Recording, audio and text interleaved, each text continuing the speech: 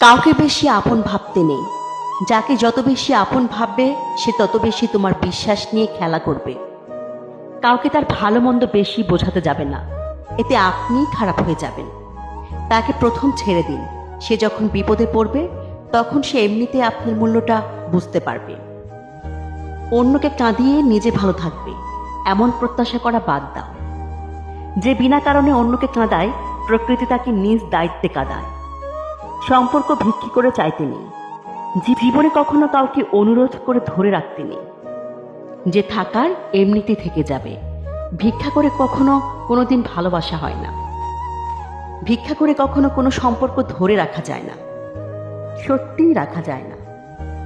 রবি ঠাকুর বলেছিল, ঘরের মধ্যে তুমি যত ইচ্ছে কাঁদো, কিন্তু দরজা সবসময় হাসি মুখে খুলবে।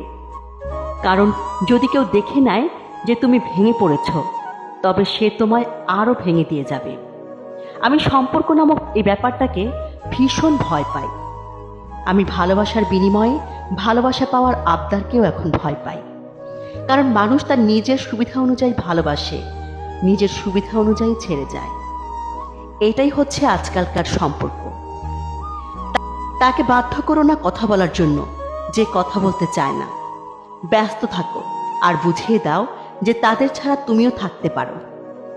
মানুষের সময় যখন খারাপ যায় তখন অনেক কিছু শুনেও সহ্য করতে হয়। কথা হজম করতে শিখো, এটা তোমাকে জিততে সাহায্য করবে।